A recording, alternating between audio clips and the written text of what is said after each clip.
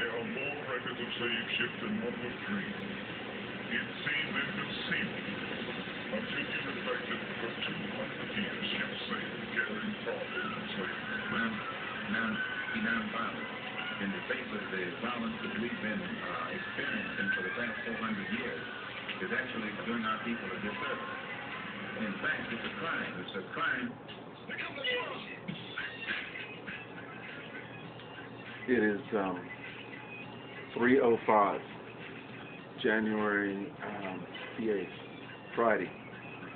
2 days, or yeah, 2 days after we had sedition at the Capitol, and wow, I've been staying up and trying to find out, because I watched Nancy Pelosi come out earlier today and say that she tried to contact Pence, and Pence didn't return her call, which is a trip, right?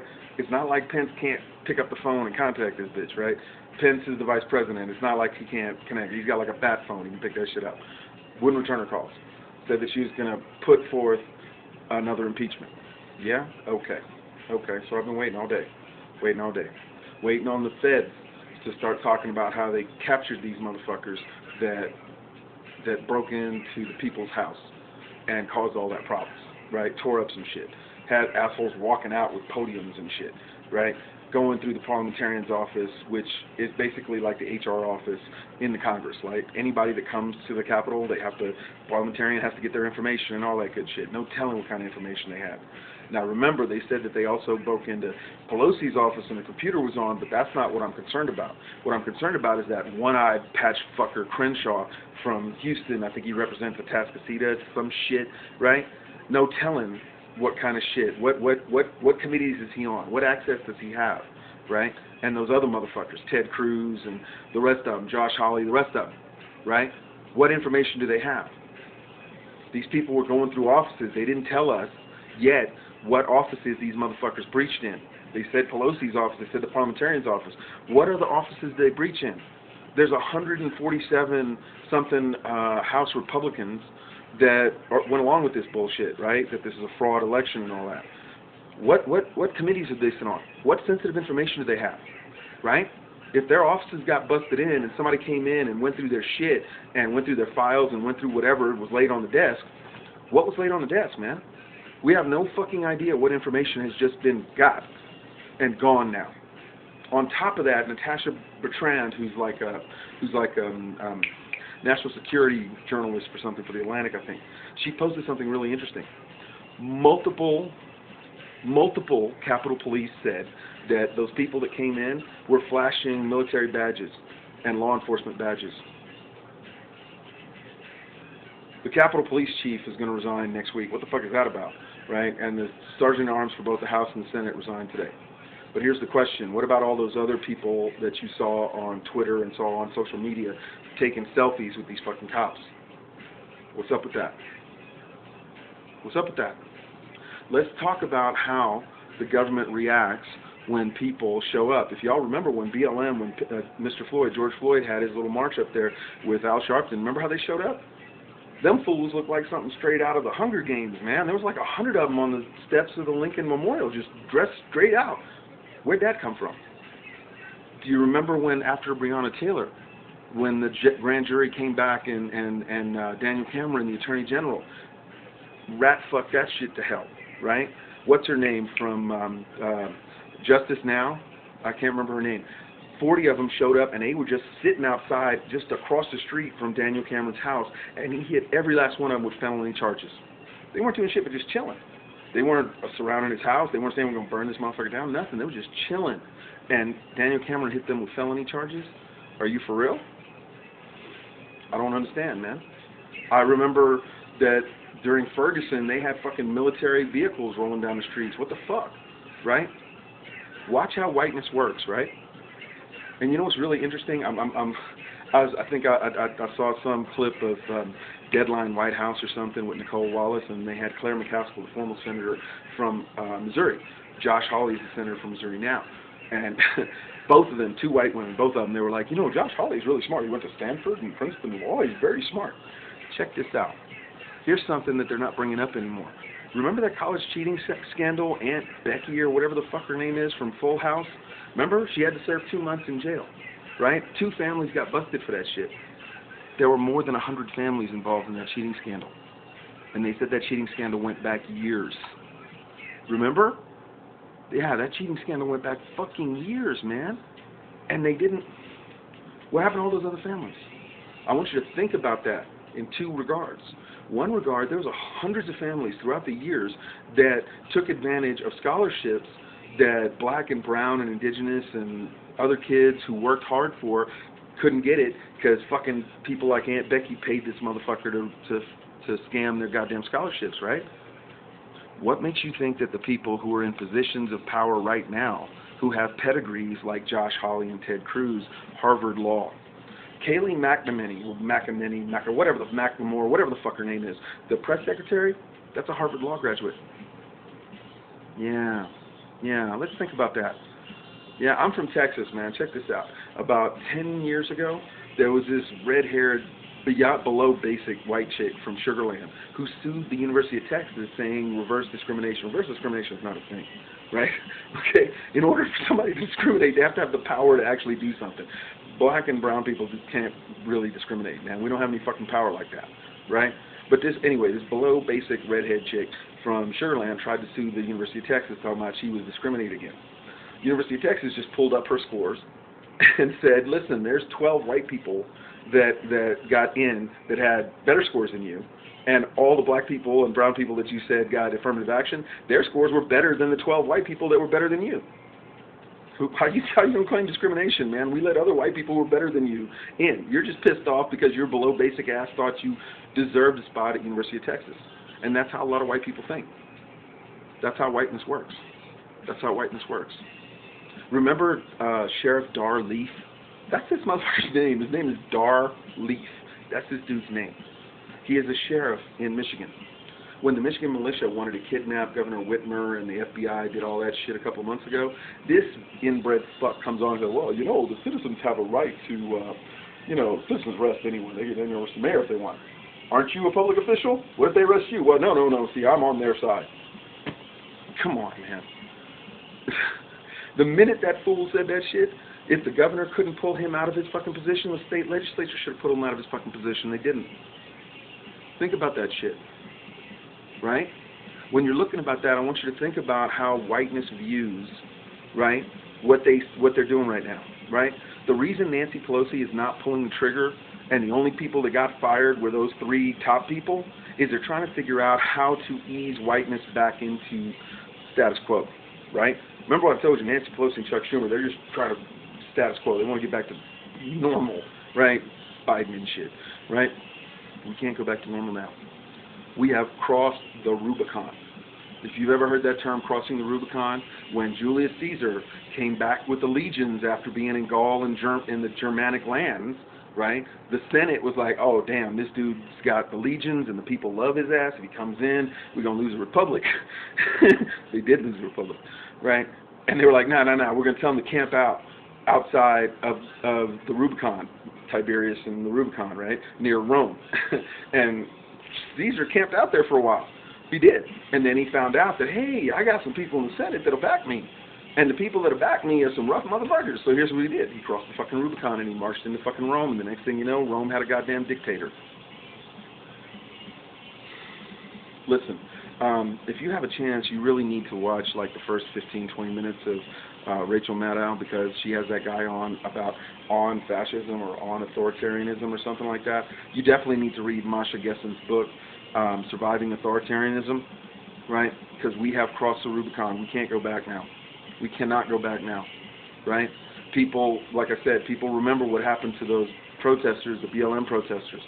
That kid, Kyle Rittenhouse, that killed those people in Waukesha, right? He's still not in fucking jail. Are you kidding me? So, yeah, we already know that there's 2 separate justice systems. Now we're seeing that the police are not on our side, right? The police are, no, man, they're run through, they're shot through with these motherfuckers. So we can't, I'm telling you now, if you've not invested in some kind of self-defense, I would strongly recommend you do so. You know, if they're going to kick us another stimulus, man, please go invest in some self-defense and understand that the police are not on our side, right? All cops are bastards at this point. You can't trust any of them, man. You can't trust any of them. They lost their own fucking member.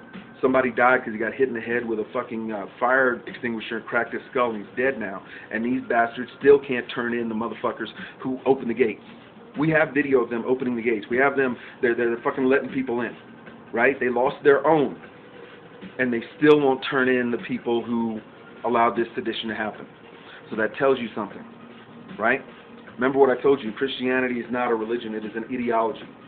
So now what we're seeing is white Christians and these QAnon fucknuts, right? They're coming together because they understand, man, after this they lose power. They're going to lose all of that shit, right? And let me just speak on that white chick that got killed. Listen, do you remember that guy who's, I can't remember his name, I should have wrote it down. Do you remember that guy who stopped that Waffle House shooter about 5 years ago? Do you remember that? That's a veteran too. And we don't hear about him. How's this bitch a fucking hero? Fuck her. Right? No, man. No. I'm telling you now, please, take the time to figure out who around you is like a closeted Trump supporter, you know what I mean? And also figure out who among you or who around you will betray you. Okay? Because there's a lot of people who are not prepared for what's coming. There's a lot of old people. I'm saying old people like I'm a young dude, right? There's a lot of old people. I'm talking about the civil rights generation, them old people, right? The civil rights generation, they want a peaceful death. They ain't down to fight. They ain't down to fight, right? You should take your leads from Dessalines and Toussaint of the Haitian Revolution. If the people around you, right, fit into that, that 2-block rule. If you guys are familiar with Dr. Khalid Muhammad had this thing, it's like, you can always tell when white supremacy is going to include a new member. Like, remember the last couple of videos I've been telling you about the history of whiteness and how Italians became white? That's actually from Dr. Khalid Muhammad. He said this, right? White supremacy has this thing, it's called the 2-block rule. If from 2 blocks away, if you are ambiguously pale enough that you can be confused for a white person, eventually that group of people will be inducted into white supremacy. Like the Italians and the Irish and the Polish and the Greeks. That same. 2 blocks away they look white. But if you're like me and 2 blocks away you definitely don't look white, watch out for the people in your midst. Okay? White people and the people who fantasize that they're part of the white culture, they're on one side. They're over there. They're over there. And if you're still singing that civil rights, old people, you know, we need to come together and we need to, you know, black children and white children living together and holding hands, they're over there. They're over there. I'm over here with Marcus Messiah Garvey. I'm over here with Oshada Shakur. I'm over here with Malik El-Haj Shabazz. I'm over here with Fred Hampton. Yeah. I'm over here with Eldridge Cleaver, man. No. Remember I told you, in order for Christianity to succeed, they need 2 things from you. 1, they need you to believe that their bullshit is any better than any other bullshit anywhere in the world. 2, they need you to buy into that turn the other cheek bullshit. They need you to buy into that. They need you to buy into that. Right? Remember, Christianity is an ideology. God is white, and if you ever want to meet white gods, you have to accept what white people do without recompense or apology. That is why those looters who came to, that's what they were looters, man. Those looters and seditionists who broke into the people's house, the dude that was sitting in Pelosi's chair, they just said, what was it, 7 hours ago, I was watching the news for it, I had a Google alert set for it. He's from Arkansas. They have a whole social media feed. There's one chick from fucking Texas who said, you know, we didn't vandalize anything, we just broke down Nancy Pelosi's door. Apparently I have a whole different understanding of what vandalizing means, right? But there's a reason why these white people haven't been snatched up. There's a reason why your local news station, if you're in Houston or if you're in Atlanta or if you're in Oklahoma City or if you're in Dallas, anywhere that your local news station hasn't plastered the pictures of every last one of those people that were looting the people's house.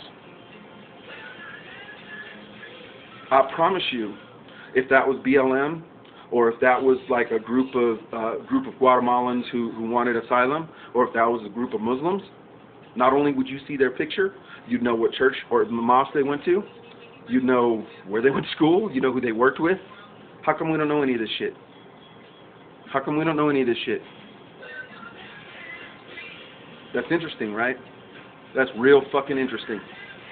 There's a picture, there's a video that's been circulating around. I've watched it on multiple sites where this guy has this shield and he's busting the window out, right?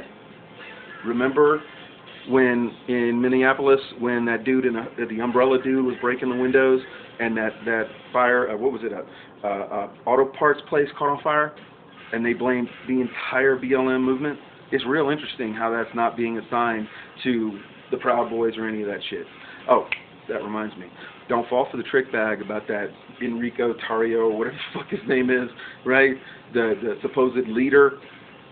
Gavin McInnes is the leader of that shit. He started that shit. He might have stepped aside, but don't you fucking believe it, right? There's an old saying. I can't remember if it was Dr. Khalid Muhammad. It might have been somebody else, but they said this: when white supremacy is finished with their tools, they break them. When white supremacy is finished with their tools, they break them. That's why you haven't heard shit from Oprah. That's why you haven't heard a fucking thing from Oprah. You haven't heard shit from Al Sharpton. You ain't heard a fucking thing from them. You ain't heard shit from Al Sharpton. You ain't heard shit from Jesse Jackson. You ain't heard shit. Anybody who is making money by buck dancing and being a coon for white supremacy that you thought was on your side, they are fucking silent right now. They're silent right now. I think it was the other night, fucking Van Jones' cooning ass said, you know, this is treason and sedition. Have you seen Van Jones since he did that shit? They yanked his ass off that stage faster than you yank off a Band-Aid, man. They fucking yanked his ass. That's real interesting, isn't it? That's real fucking interesting. You need to start thinking in these terms, man. Right? We have crossed a fucking Rubicon. There's no going back to this shit, man. There is no way that people who saw that shit, right, can look at fucking what's that bald head fuck's name? Steve Schmidt. Steve Schmidt. Remember Steve Schmidt? Remember when the CEO of Starbucks wants to run for president and Steve Schmidt was like, hell yeah, I'll advise his ass. I'm charging him $1 million a week. What more can you do? People are like, hey man, you could ruin it. No, $1 million a week. Did you not hear the $1 million a week? Even Steve Smith is out here like, you know, if that was BLM or Muslims, they would have been sniped at. No shit, huh? Right? It was funny as hell to me, man. MSNBC and CNN were tripping all day over themselves. They couldn't figure out how to excuse this shit. They couldn't figure it out. How could this possibly happen? Rachel Maddow was killing me, man. How? How could the Capitol Police... Didn't they see them coming? Yes, bitch, they saw them coming. You have to understand, in America, right, under Christianity, white people cannot be blamed. They cannot be arrested. They cannot be blamed. They cannot be imprisoned. None of that shit. Remember I told you about that college cheating scandal? Aunt Becky served 2 fucking months. I'm going to shout out. One of my former students said hello. He didn't say who he was. Hey, man, I see you. I see you, young blood. I see you. But think about this. What was it? He said he was in 6th grade in 2017, so he's obviously driving a car. I hope he's driving. He should get a car. Drive, man. Texas has great roads. If that young man drives around and gets busted with a half a joint, with a gram of weed, just some fucked up weed, right? He gets busted in Texas. Guess what? He can no longer get student loans. He can't go to fucking school anymore. There goes his going to school. If that kid wanted to become a plumber or an HVAC or an electrician and he gets busted with that half a joint, kiss them trade schools goodbye. Yeah. Aunt Becky goes to prison for 2 months. 2 months and it's through. And her skank of a daughter, I don't even know what her name is, but that hoe, she's already on Instagram partying around. It ain't even affecting her. And this is the part you need to understand. Okay? Aunt Becky's daughter, her husband runs Massimo, the clothing at Target, Massimo clothing, Massimo, the designer. That's Aunt Becky's husband. So I need you to think about this. Her daughter didn't have to go to Stanford. Her daughter didn't have to cheat to go to Stanford. Her daughter didn't even have to go to school. Do you understand why Aunt Becky paid the money to put her dumbass daughter into Stanford, it's the same fucking reason that Hillary Clinton's daughter, Chelsea, can claim to be a teacher when she was a special ed teacher's aide for 1 year. Same fucking reason. Same fucking reason. Okay? Mediocre white people can do the bare minimum and get mileage out of that shit. Okay? If any of my students are watching this back in Texas, I promise you, there are black women and black men and brown men and women on your campus that have miles more education than if the department head is a white chick or a white dude. I guarantee you, if the teachers in that department are brown or black, their education strips the department head by legions. Okay, we're talking about fucking miles. Those of you that are still in the district that I taught in, your assistant superintendent went to a non-accredited university. My students who are in high school, the assistant superintendent of your district cannot pass your AP science test. Ain't that a bitch? Anyway, let's get back to what happened the other night. This you can't turn your back to it now. You can't turn your back to it. You got to be real fucking serious now. Okay? If you have not taken any of my advice on reading some books, I strongly recommend. Where's that damn book? I strongly recommend you get this book. Strongly recommend you get this book.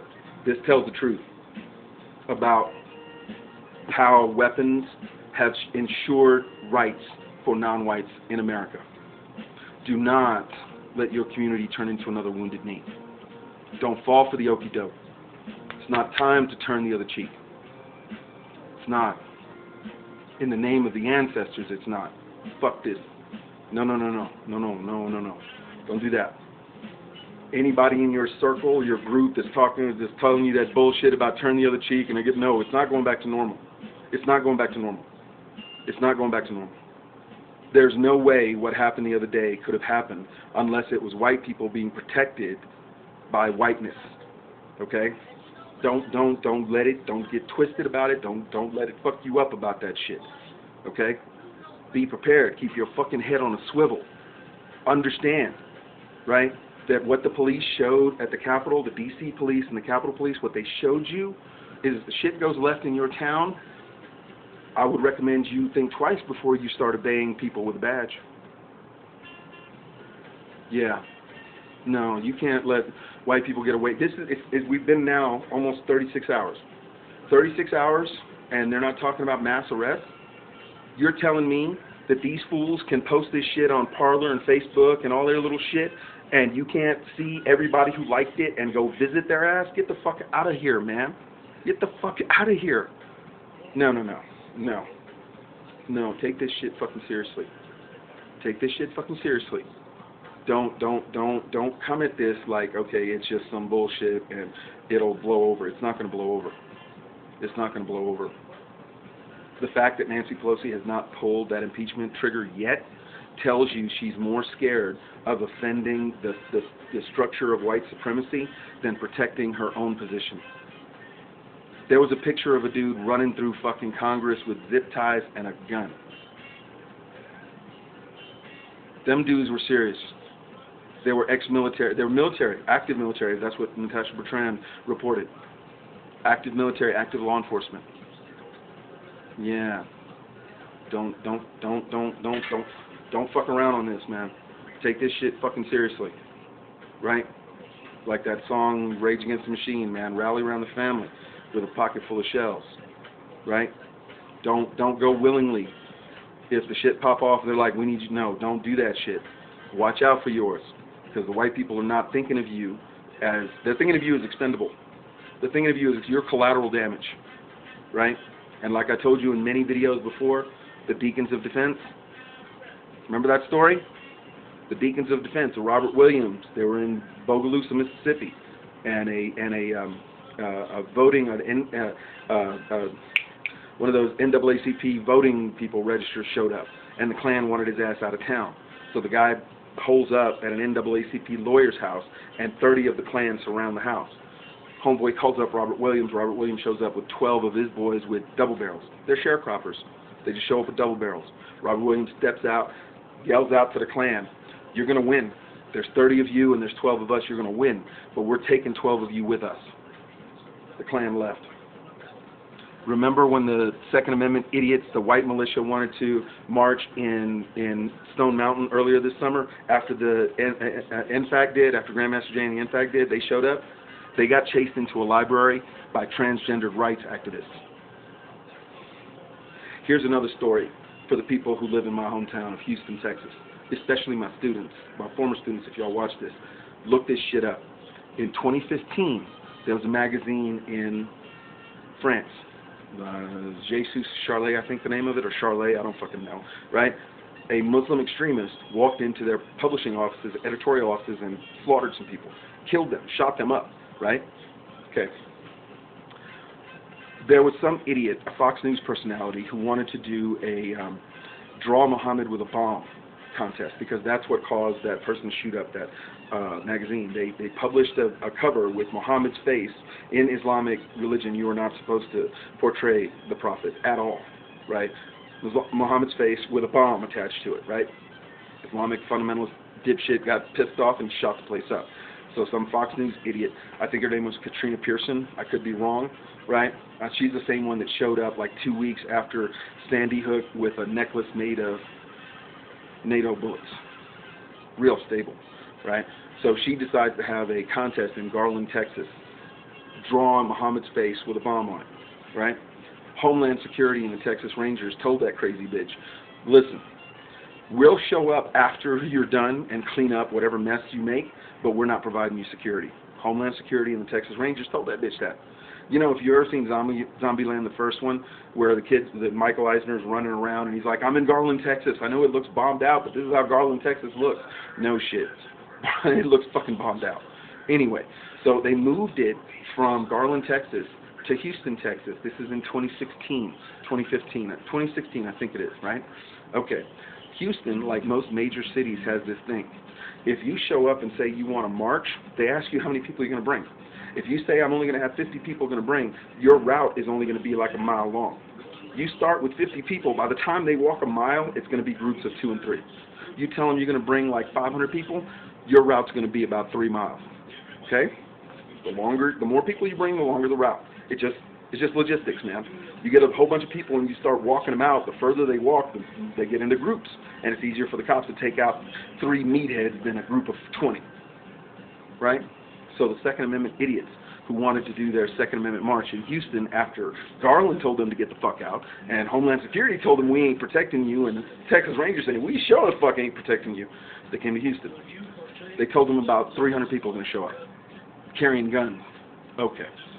So City Hall said, okay, here's your map. And the map, those of you who live in Houston know this, City Hall, if you walk down the Avenue of Americas and come up to Elgin, you can walk all the way to TSU and back. Texas Southern University, HBCU. In the blackety-black part of town, you dig? Right. Well, the Second Amendment idiots, once they took a look at that map and saw that they would be walking from City Hall down the Avenue of Americas past the jail, up to Elgin, across 288, into the blackety-black part of town, and back to City Hall, they were like, yeah, we're going to cancel that. And they canceled. I bring this story up to tell you something. You saw that whole group of white people, right? Let me tell you something. If they revoke the Second Amendment, white supremacy would be over in a week. It'd be World Star every hour. Don't let these white people fool you. Let me let you in on a little secret, okay? Do you guys remember Columbine? Remember Columbine? Those 2 white boys shot up that fucking school in Aurora, Colorado? Columbine? Yeah. After Columbine, there was a real big push to restrict, you know, long rifles, AR-10s, AR-15s, 30-round clips. Some of it was successful and some of it wasn't successful. Here's how white supremacy responded. Do you know what started getting up real big around the time that people started taking gun control seriously after Columbine? You know what popped up? MMA. That's interesting, isn't it? Yeah. Yeah. Go look up Chuck Liddell, the first MMA champion. Go look up those guys. Go look up when MMA really started getting big.